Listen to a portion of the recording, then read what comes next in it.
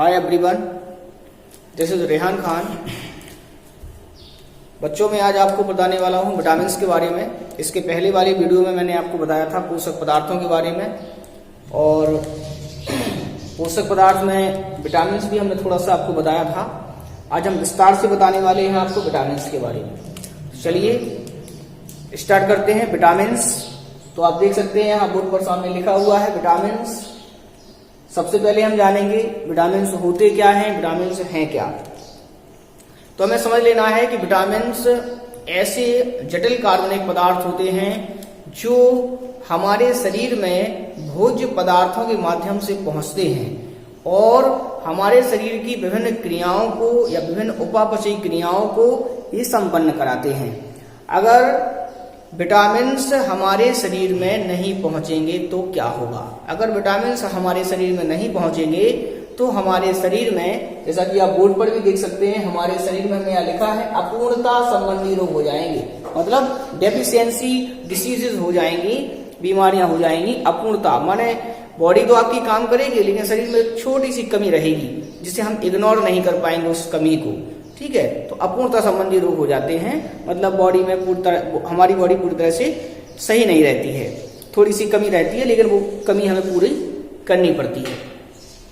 आगे बढ़ेंगे बच्चों। देखें सबसे पहले जो विटामिन्स हैं, सबसे पहले जो विटामिन्स शब्द का प्रयोग किया उन्होंने, जिस वैज्ञानिक ने किया है, उनका नाम है फंक।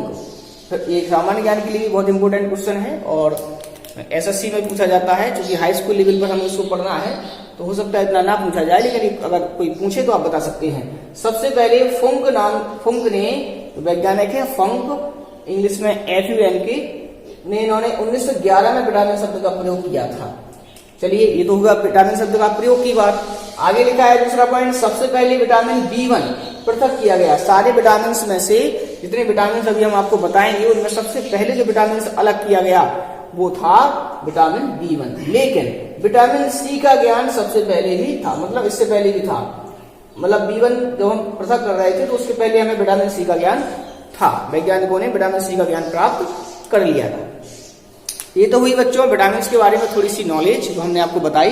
विटामिन किसे कहते हैं, विटामिन की कमी से शरीर में क्या होता है, विटामिन शब्द किसने दिया और कौन सा विटामिन सबसे पहले अलग किया गया, किस विटामिन का ज्ञान सबसे पहले हुआ, ये सारी नॉर्मल चीजें हुई। अब हम देखेंगे बच्चों यहाँ विटामिन को हम दो कैटेगरी में, दो भागों में डिवाइड कर सकते हैं, दो भागों में हम बांट सकते हैं। सबसे पहले रहेगा, हमने लिखा है जल में घुलनशील विटामिन।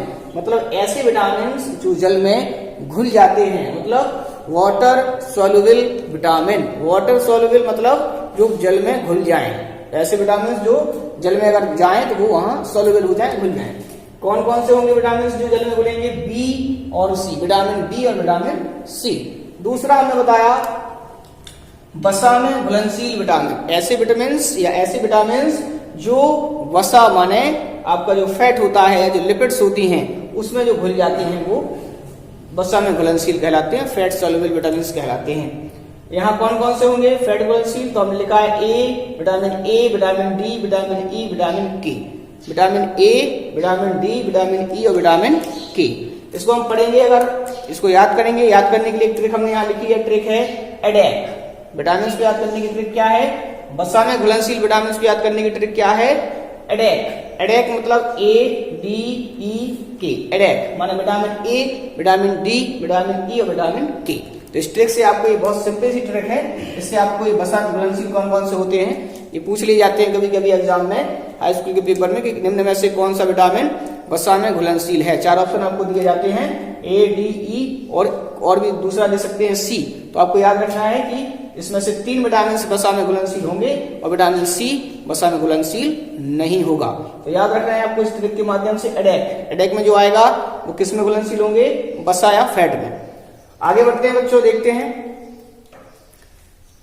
यहां जो जल में घुलनशील है उनमें हमने लिखा है B1। यहाँ रासायनिक नाम पूछ लेते हैं। विटामिन B1 का रासायनिक नाम क्या है? थायमीन।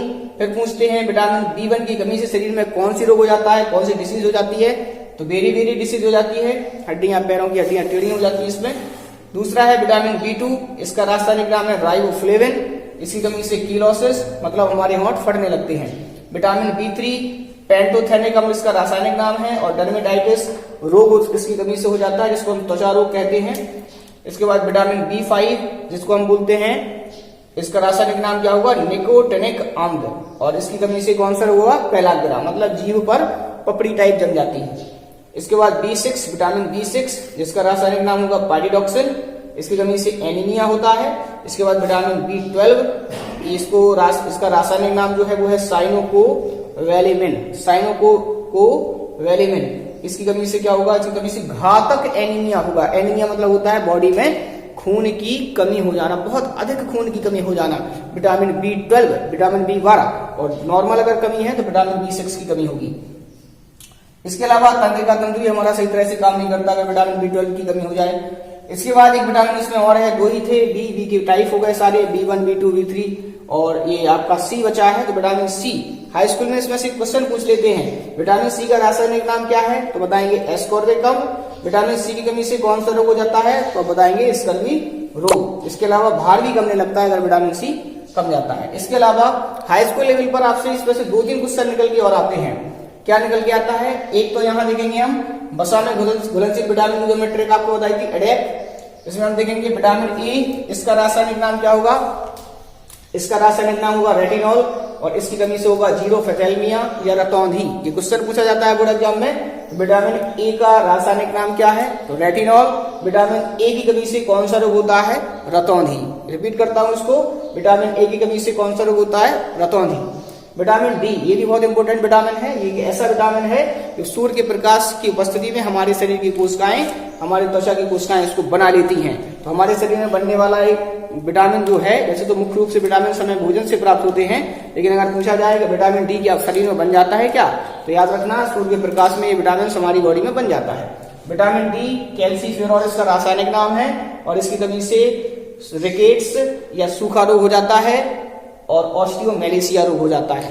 तो याद रखना है, यहां से भी क्वेश्चन पूछा जाता है, विटामिन डी की कमी से कौन से रोग होते हैं, रिकेट्स, सूखा रोग और दूसरा है ऑस्टियोमेलेशिया। याद रखना है आपको।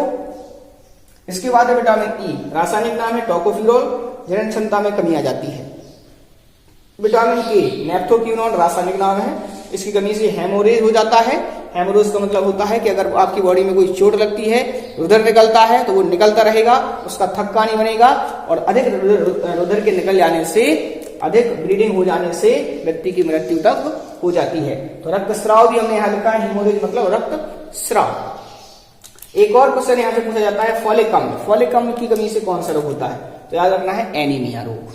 क्या होता है, एनीमिया। ये रहेगा आपका विटामिन के बारे में। ठीक, थैंक यू।